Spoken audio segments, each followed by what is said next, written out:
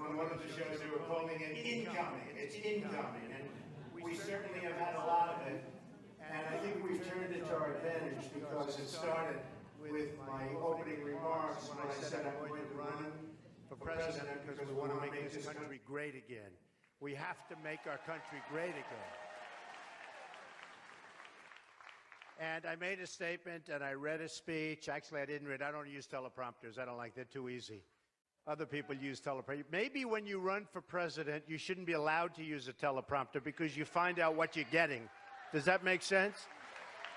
And very interestingly, we made a speech, got great reviews, fantastic reviews, and everybody thought it was a wonderful speech, wonderful opening. And then about a week later, they said, oh, they took a statement and they dissected it. And they cut out a few words, and they said this, and all of a sudden, and it was very interesting. And what that sort of transformed into was the word illegal immigrants. And we brought something up that wasn't even discussed by anybody. Democrat, Republican, wasn't discussed. The problem that we're having in this country, it's a tremendous problem with the border and border security and lack of border security and illegal immigrants. It's a huge problem, and now everybody's talking about it, and they're saying I was right, and people that were criticizing me 2 weeks ago are calling me, and they're saying, off the record, Mr. Trump, you were right. And even reporters, a couple of them called, and they sort of don't. I said, would you go on the record? No, no, no, we don't want to do that. But we're getting great credit. And then last week, as you know, we had a tremendous rally, 15,000 people in Phoenix, Arizona, and it was unbelievable. And they really came for a reason, and it was illegal immigration. They're being decimated. They want it stopped. I want people to come into the country, but they have to do it through the legal process.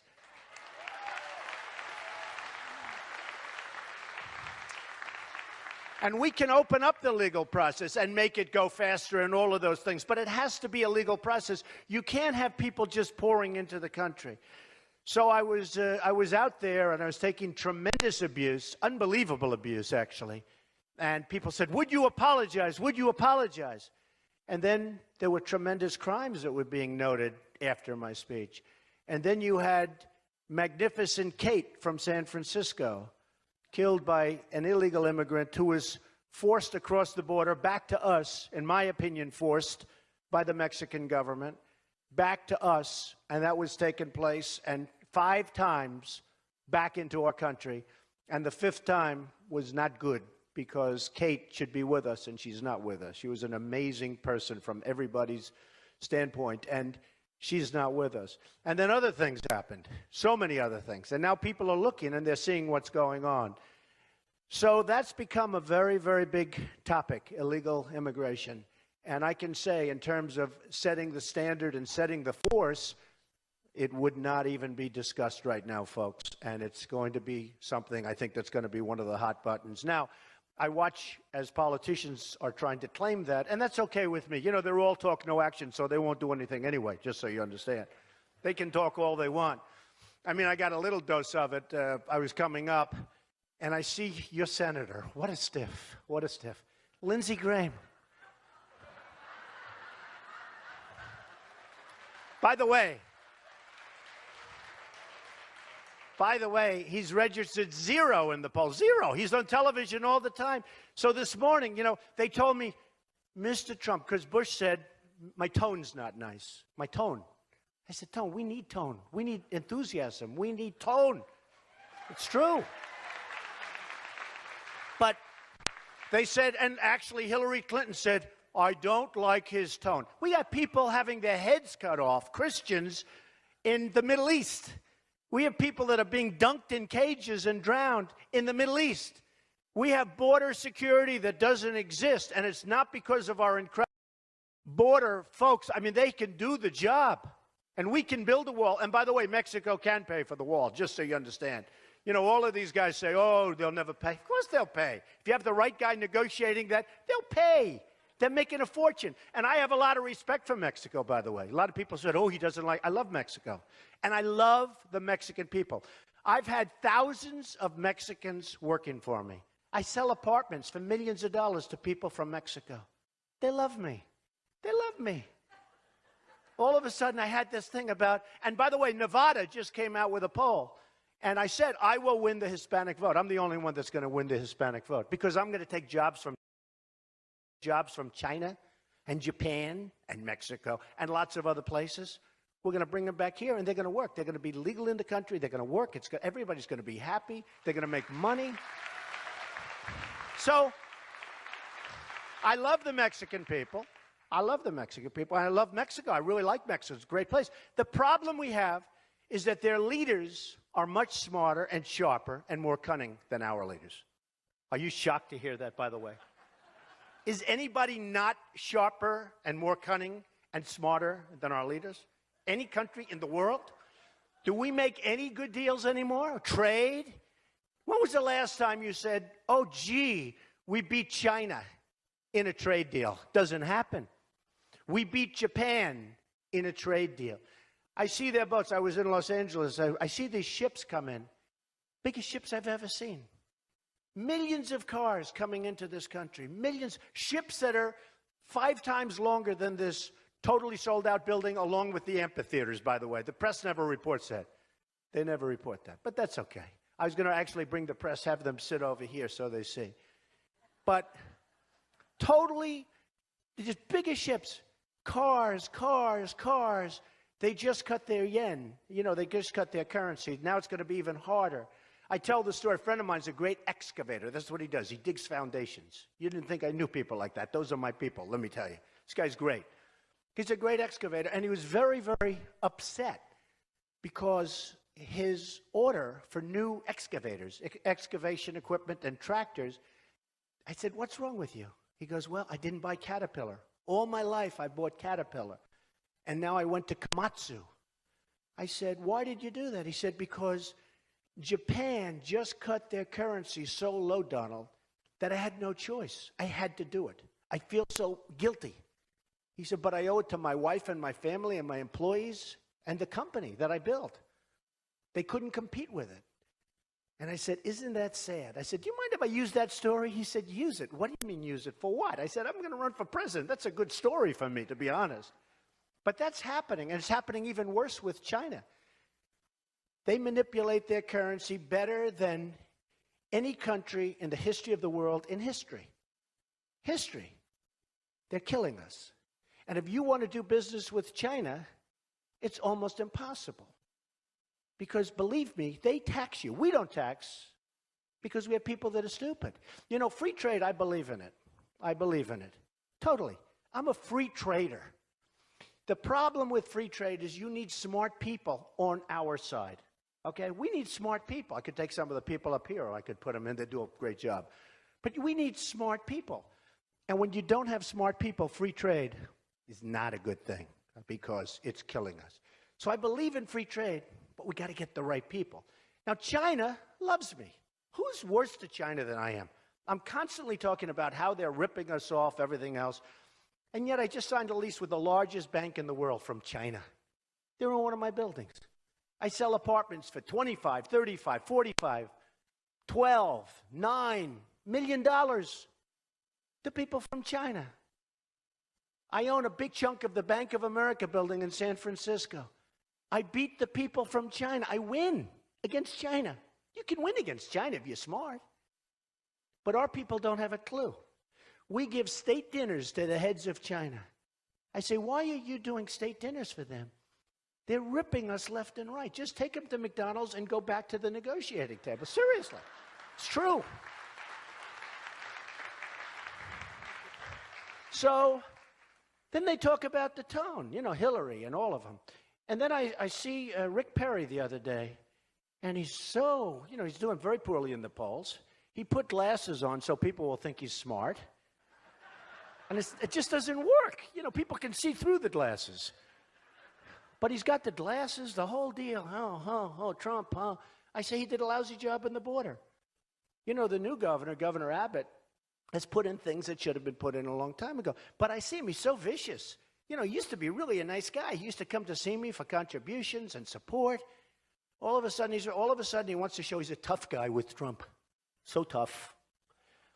But, you know, the whole thing, and he was very nasty. And then you have this guy, Lindsey Graham, a total lightweight. Here's a guy, in the private sector, he couldn't get a job, believe me.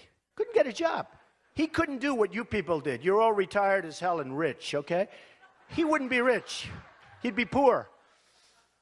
But Lindsey Graham, now they say, Donald, your language is inflammatory. Now, I went to the Wharton School of Finance. I was a great student. I built a fortune. I've had many bestsellers. The Art of the Deal is about the biggest selling business book of all time. Did a show that everybody said is going to fail called The Apprentice. And it was a tremendous success. Tremendous, one of the most. By the way, 15 copies of The Apprentice. Every one of them failed. And then they renewed it, by the way. They thought I was going to do it. I said, no, you don't understand, NBC. The head people from NBC and Comcast, they came to my office. And they said, recently, like a few months ago, they said, please, don't run. We've renewed The Apprentice. It did great. We had a good last season. Even after 12 years, 14 seasons. I had a great season. And all these copies, everybody did a copy. I won't name the names because I don't want to embarrass anybody, but, you know, important names. Not like Trump, but they're important. And they all failed, most of them immediately. Most of them immediately. So NBC renews The Apprentice. Everyone said, well, I thought you were running for president. I am. Well, they don't understand it. Well, I told them I'm not doing it. They didn't believe me. Mark Burnett called me. He said, they've given you a major renewal. They did, 28 shows. 28 shows, that's a lot. You know how much money I give up by doing this? These politicians, they run and they win, and sometimes they lose, and they keep running. That's all they do is run. Most of them don't know what they're doing. They just run. They're like, you know, like you wind them up and they run for office. They don't do anything when they get there. I know them better than anybody. So they say they didn't like the way that, you know, I'm a little loud. I'm a little too strong, but they don't like it. And then I watch this idiot Lindsey Graham on television today, and he calls me a jackass. He's a jackass. You know, I built a company. They all said I'd never run. I announced I was going to run. They all said, oh, that's the problem. Well, he'll never file his form papers. That was 2 weeks ago. I filed my form papers. Oh, well, he'll never file his financials. And my financials are, well, it's like 98 pages. By the way, a lot of these politicians haven't filed them and they're like a half a page, and they still haven't filed them. I'm the only one that's filed practically. A lot of these guys haven't filed. That was one of the things you have to do to get in the debates. So everyone figured, oh, we'll keep Trump out of the debates because he'll never file his financials. Because he doesn't want people to see that maybe he's not as wealthy as people thought. Well, it turned out I'm much wealthier than people thought. I built a great company. I wanted to file.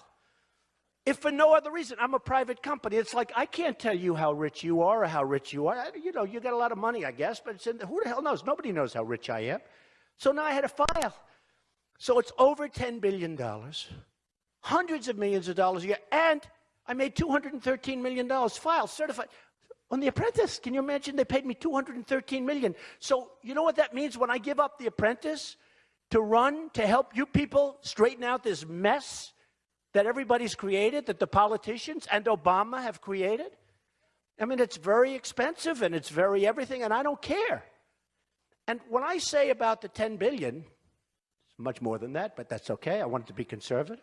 When I say about the $10 billion, I'm not doing that to brag. Who cares? Who cares?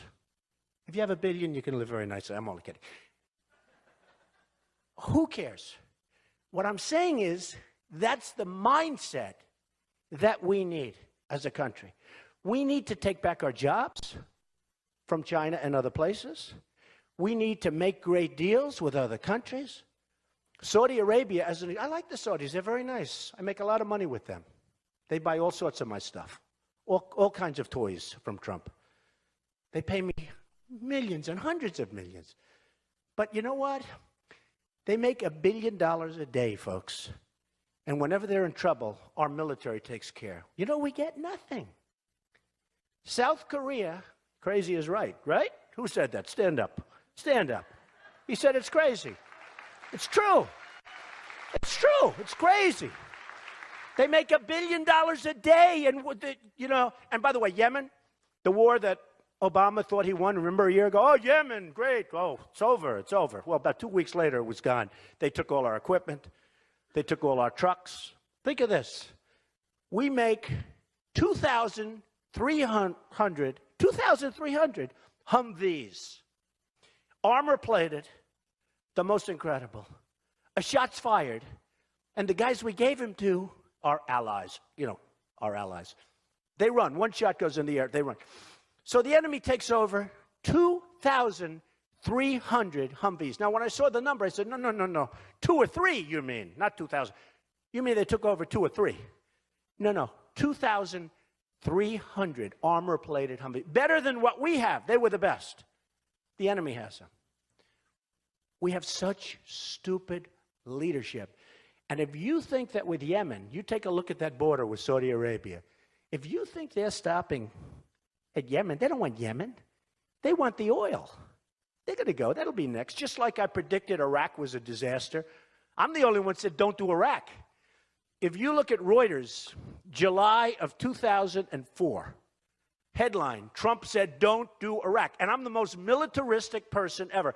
I will not only do great things for our vets, and I will take care of our vets. Our vets are treated like third-class citizens.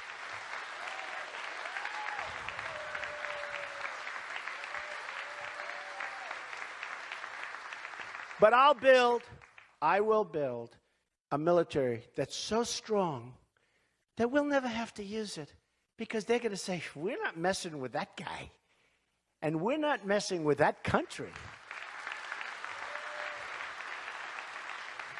Because our military is decimated. I'm in the real estate business. All the time I get these listings, a base, a naval base, an army base, a marine base. They're always for sale. I say, how many bases can they sell?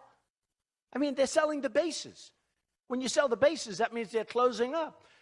And right now, our military is the smallest it's been in decades. And we need it like more than ever. And our vets are being treated worse than they've ever been. So the waiting list, worse than they've ever been. The waiting list, as of this morning, I just saw a report.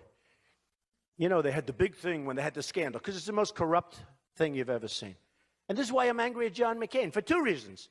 Number one, John McCain, you got to remember this, he's totally about open borders and all of this stuff. And when I went to Arizona, he called these 15,000 unbelievable people. Unbelievable. I know crazies. Okay? I know crazies. These were unbelievable American people. And John McCain, who I supported for president, I think I raised him over $1 million. And he lost. So he can lose. I don't hold that against him. But I raised him a lot of money. But he called these people crazies. There were so many they had to turn, I think 1,000 or 2,000 away, like they did here. I hear they had to turn a lot of people away. Even though they have the anti-rooms all over the place, they have to turn people away. That's the kind of crowds we're getting. But he said that, and today, I hear the waiting list, the longest it's ever been. I hear it's worse than it's ever been. And 2 years ago, remember, in order to get rid of all of the problems, they threw more money at it. But when you have incompetent people at the top, and they put a new guy, but he's not the right guy. He doesn't know what the hell he's doing, according to everybody I know. He has no clue. I know the best people. I know the best managers. I know the best deal makers. I know people that will make us so strong. I know guys that are so good as managers. A lot of times a deal maker isn't a good manager. And then a manager isn't a good deal maker. But you look at Obamacare with the $5 billion website, and the wonderful former governor, who was a wonderful woman, didn't have a clue. She didn't have a clue. It was a mess. So how do you spend $5 billion on a website for something that has to be repealed and replaced with something much better? Has to be. Has to be. We have no choice. Because it's bad for the people. The premiums are going through the roof. The deductibles are ridiculous. You'll never get to use it unless you get hit by a Komatsu. It's the only way you get to use it. It's true. Not Caterpillar. We don't buy them anymore, remember. So this guy, Lindsey Graham, gets out, and he's out there, and he calls me a jackass. I'm supposed to be nice. I'm trying to be nice. I'm working hard to be nice. But every time I turn on, I have some guy that is hitting me, hard. Now, the reason they're hitting me, in all fairness, is when you register 0 in the poll, what the hell? They have nothing to lose, right? And then I thought to myself about Lindsey Graham, you know, I thought it was a very bad statement. You know, you build a fortune, you're a smart guy, you want to do something great for the country. I'm giving up millions of dollars. I had Macy's terminate the deal because, oh, Don, you're a little controversial. You're talking about illegal immigration. I said, it's illegal. But they had no guts. No, it's true. It's true. And all over the world, a friend of mine calls me from Paris. Oh, Donald, it's so bad about losing NASCAR. I feel so badly for you. It says, Trump loses NASCAR. Headlines on a business paper in Paris. Guy calls me up to pay condolences. You know what it was? It was a banquet at Doral, one night. It was a one-night banquet at Doral. I'll rent it to somebody else for more money in about 2 seconds in Miami. The next day, Trump loses ESPN. ESPN severs ties with Trump. It was a golf outing for 120 golfers from ESPN at my course in Los Angeles. So now they're going to go to a crummy course because this course is much better than the one, the ultimate. It's like not even a contest. So they'll play at this crummy course. By the way, they'll all be back next year. They already told me that. Hey, Don, we're going to get out for a year. We'll be back next year. I said, okay, that's okay. I keep their deposit. They both, no, they gave me, no, 100%. 100%. I keep their deposit, and I rent it, so I get 2 for the price of 1. We know what that feeling is. But, you know, all over the place. But it's still a lot of money. Then I sued Univision and NBC. That's going to be easy. I mean, the whole thing is, like, ridiculous. So I give up a lot. But this guy, Lindsey Graham, so he calls me a jackass this morning. And I said to myself, you know, it's amazing. He doesn't seem like a very bright guy. Okay? He actually probably seems to me not as bright, honestly, as Rick Perry. I think Rick Perry probably is smarter than Lindsey Graham, but what do I know? Actually, I said about Rick Perry that he said, I shouldn't be debating because my spirit is wrong for America. Okay, all I want to do is make us rich, save your Social Security, stop having everyone rip us off, and I have bad spirit, right? So he said he shouldn't be allowed on the debate stage. I said to myself, he shouldn't. And then I tweeted, I have many millions between Facebook and Twitter. It's great. It's like owning a newspaper without the losses. It's incredible. Incredible. So I tweeted that Rick Perry should have to have an IQ test before getting on the debate stage. And people said that was tough. But today I got called a jackass by this guy. And then I said to myself, hey, didn't this guy call me like 4 years ago? Yes. He called me 4 years ago, 4 years ago. Lindsey Graham. I didn't even know who he was. He goes, Mr. Trump, this is Senator Lindsey Graham. I wonder if it would be possible for you to call Fox. Because, until I ran, I had that little thing which I do just for fun. Fox and Friends are so great. Brian and Eve and Elizabeth. They're great people, right? They're great. And he wanted to know whether or not I could give him a good reference on Fox and Friends, okay? He wanted to know. Would I do that? And then, of course, he wanted to know whether or not he could come and see me for some campaign contributions. And, I give to everybody. People say, oh, you gave to the Democrats. Oh, of course I do, because I'm intelligent. You gave to the Republicans. You gave to Hillary. You gave here. Of course I do. When I want something, I get it. I was a businessman until a few months ago. When I want something, I give here. And that's part of the problem with our system. Until a couple of months ago, I could have anything, believe me. If a Republican wants, if a Democrat, I give. When I need something, I call. Hey, oh, Mr. Trump, sir, how are you? What can I do for you? I said, nothing really. Be at my wedding. Make sure, please. Okay?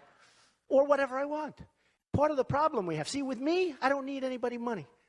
Nobody has to give to me. People are sending me money anyway. I said, you don't have to bother, please. Don't bother. Don't give me any. I don't need money. I'm doing it myself. So when people come up to me and they say, Mr. Trump, I'd like you to do this, which is good for him but bad for the country, I'll say, I'm sorry, I can't do it, folks. I'm not doing it. I'm only doing the right thing. So Lindsey Graham says to me, please, whatever you can do. I'm saying to myself, what's this guy, a beggar? He's like begging me to help him with Fox and Friends.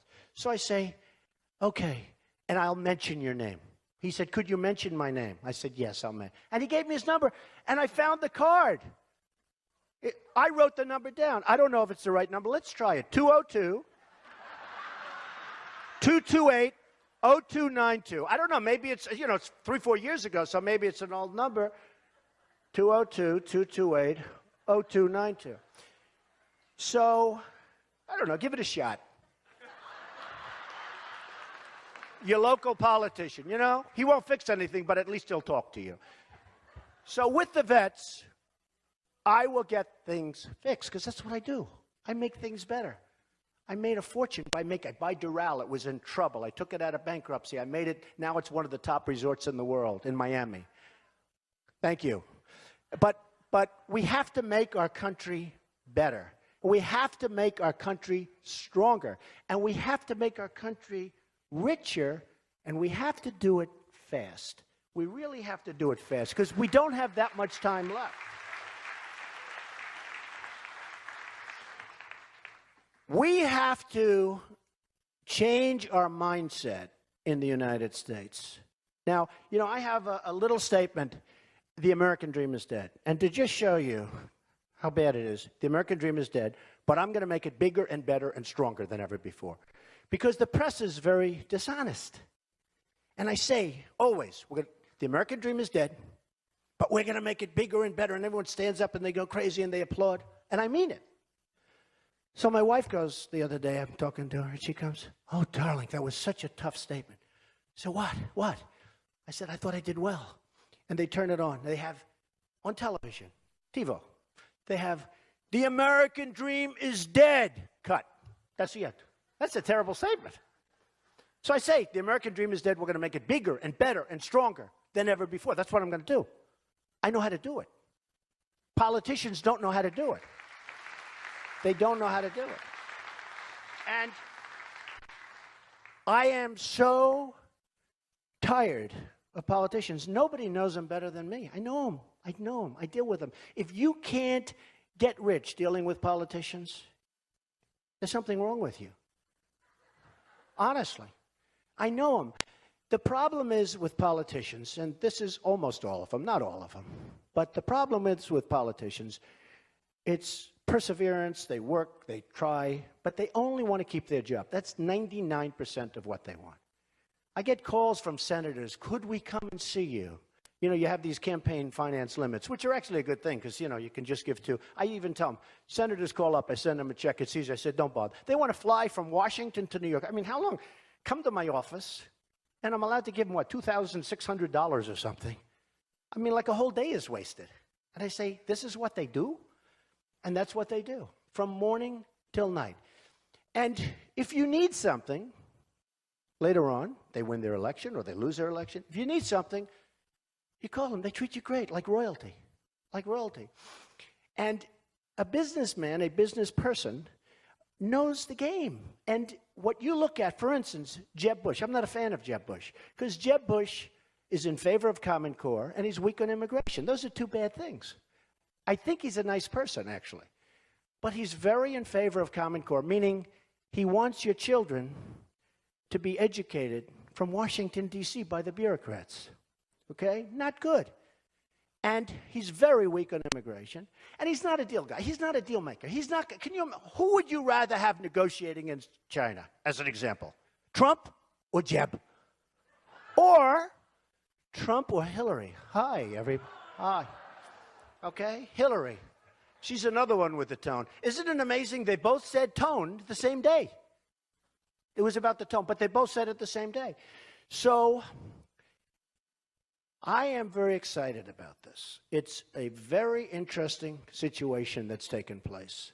We had a poll come out yesterday, the Washington Post poll with ABC, and it showed that I had an 11-point lead. That's faster than scheduled.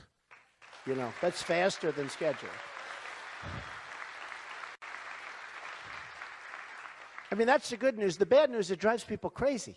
And I don't really know why, because all I want to do is make our country great again. It's like, aren't we all on the same track?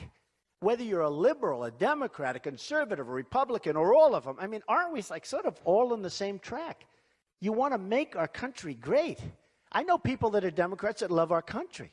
I know people that are liberals, believe it or not, that love our country. And if I can make phenomenal deals with China, which I will, believe me.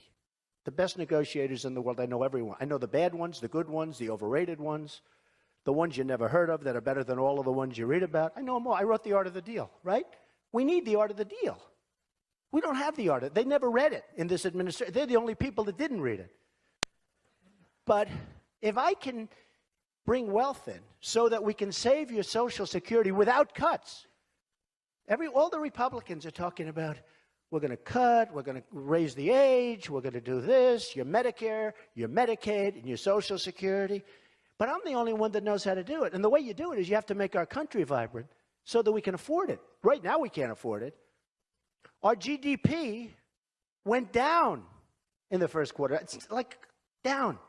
China went up to 7%, and they're beside themselves. How come it only went up 7%? And China, 1 year ago, was announced that China now is the #1 in the world. You know that, economically, from the standpoint that so matters. China. This is unthinkable. We've allowed them, and it's our money. I mean, I love Apple, but where are they made? What do they have? An office here, and all the workers are over there. We got to change it around. We got to incentivize them so we make Apple and all the other things. They got to be made here. And if China isn't treating us fairly, we have all the cards. The administration doesn't know this. If they're taxing and we're not taxing, which they do, by the way, then we have to make sure that they pay a penalty. And they will stop immediately. And if they don't stop, we'll get rich on receiving taxes from them. And we don't even want to bring up the word. So we're going to save your Social Security. We're going to make it strong and solid. Medicare, Medicaid, we're going to stop the waste and the abuse and the fraud that goes on. We're going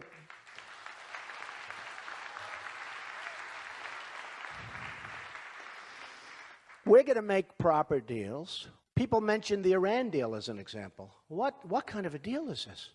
What kind of a deal? I mean, I've seen one-sided deals before. This is like Sergeant Bergdahl. We get a traitor, a no-good, rotten traitor like Bergdahl, and they get 5 killers that they most wanted in the whole world who are right now back on the battlefield trying to kill everybody, including us, okay? What kind of a deal is this? Not good, right? I like that. Stand up. Who did that? I like that. You're right. Lousy. A lousy deal. But we only make lousy deals. I call Obama the 5-for-1 president. We get Bergdahl, they get 5 guys that they dream of, okay?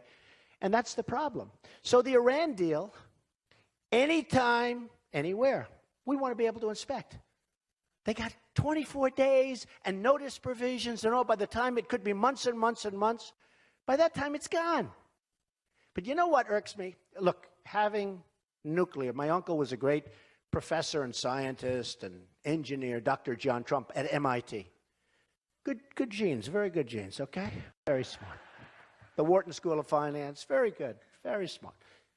You know, if you're a conservative Republican, if I were a liberal, if I ran as a liberal Democrat, they would say I'm one of the smartest people anywhere in the world. It's true.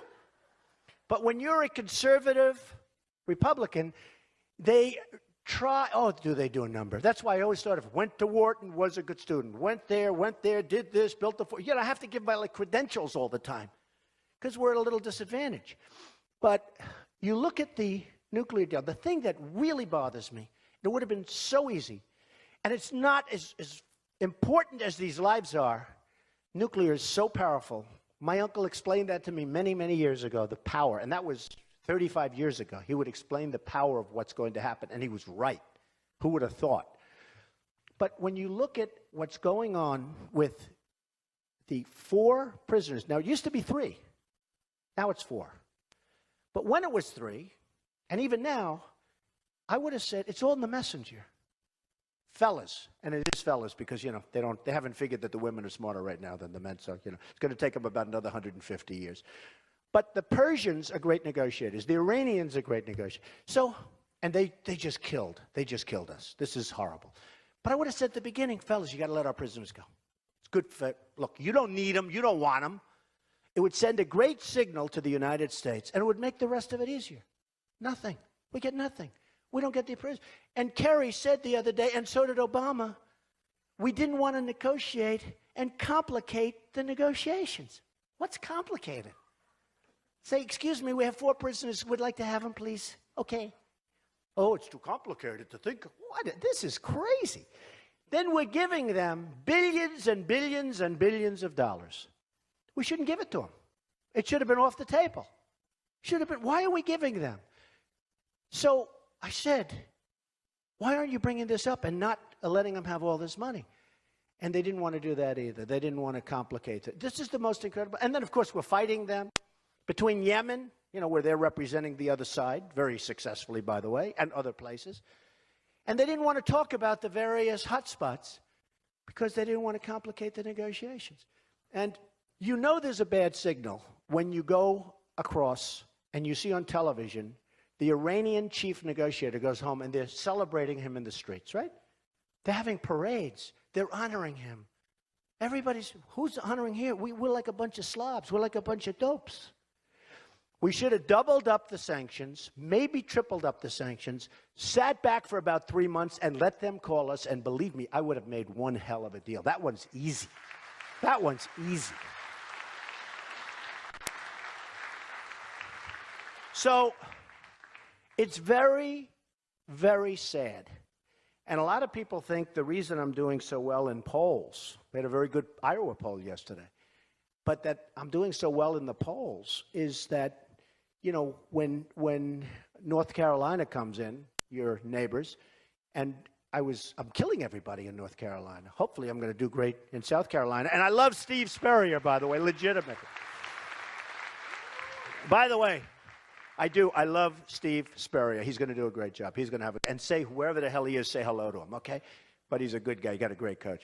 But when I do great in North Carolina, when I do great in Nevada, which just came out, and I won the Hispanic vote, I won big league, the Hispanics, I'm telling you. There is something happening. There used to be the expression, many of you have heard it, and for some reason for years it hasn't been, the silent majority. There's a silent majority out there. We're tired of being pushed around, kicked around, and acting and being led by stupid people. They're stupid people.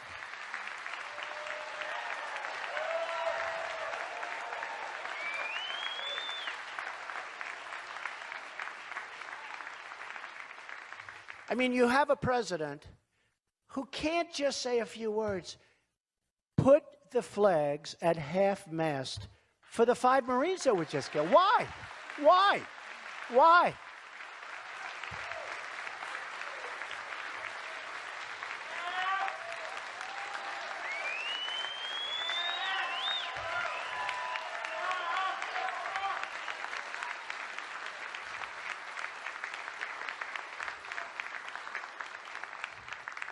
I mean, think of it. Think of it. How easy. It's almost like, does he read the papers? Does he watch television?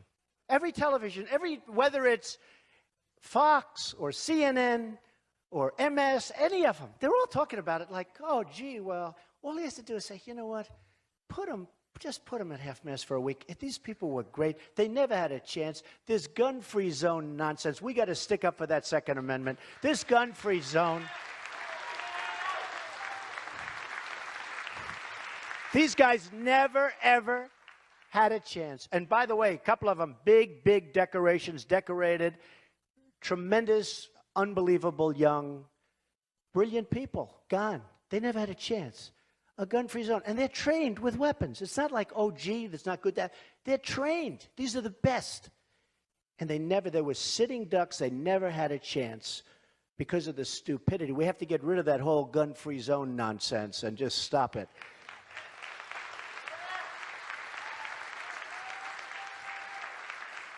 In some of the communities, our recruiting stations and recruiting areas, they actually have civilians surrounding. Can you believe this? Civilians are surrounding that are armed to protect the military soldiers that are our best and our finest, and they're in there, and they don't have guns. So we have civilians surrounding. This is what our country's come to.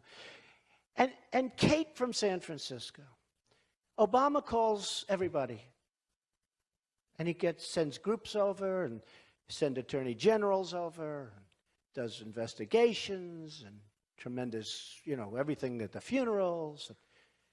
Kate from San Francisco. Their parents never got a call. Killed by an illegal alien, as we discussed before. Never got a call. Wouldn't you think, man, it's terrible. To have the president, because nothing's going to bring her back, but you'd think it would be nice if he'd call. So it's a very, very sad situation for our country. Our country's doing very poorly. The real unemployment rate is probably 21%. Some people think it's much higher than that. This 5.3 and 5.5, it's total not. You give up looking for a job and you're considered employed. It's a total joke. Bunch of clowns. Bunch of real clowns. But we probably have 21%. A report came out 2 weeks ago, said it's actually 42. The real rate is actually 42%. Could be. But I'm saying 19 to 21%. We have negative growth. We have every country that we do business with looks at us as a patsy. Stupid people. And everybody's ripping us left and right, no matter whether it's militarily, whether it's with ISIS. I mean, we can't beat ISIS. Tell that to General Douglas MacArthur, we can't beat ISIS. Tell that to General George Patton. Oh, General, we can't beat ISIS. Okay? Did you ever see Obama at a news conference explaining when and where we're going to raid the enemy? In 2 weeks, we're going in through the back, and I'm saying, can you imagine George Patton lying in his grave? He's spinning like a saucer. I can't believe what I'm hearing. And then I say, oh, good, that's smart, because that's camouflage. And he does it. And it turns out to be a tough battle, because they're ready. We need smart leadership. We need brilliant leadership. We have to make America great again. Thank you. Thank you. Thank you. Thank you very much. Thank you. Thank you. Thank you. Thank you.